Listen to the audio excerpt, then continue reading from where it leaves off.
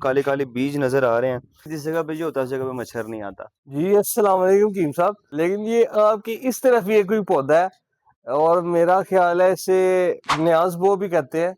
इसके बारे में कुछ बताएँ? हाँ जी, बिल्कुल, ये पौधा अपनी ख़ासियत खुद रखता है। जरासीम को पैदा करने में जो इसका रोल है, वो किसी और चीज़ का कम ही है। मैदे की तपिश ज़्यादती को ख़त्म करने में जितना इसका रिज़ल्ट है। और सबसे ख़ास चीज़ ये है कि जिस जगह पे ये होता है, उस जगह पे मच्छर नहीं आता। इसकी खुशबू से जो है ना मच्छर दूर भागता है। अगर आपको कैमरामैन दिखा सके तो ये मेरे हाथ में इसकी जो फसल जो पकाई के टाइम पे जो काले-काले बीज नज़र आ रहे हैं, ये न्याज़वो के बीज हैं।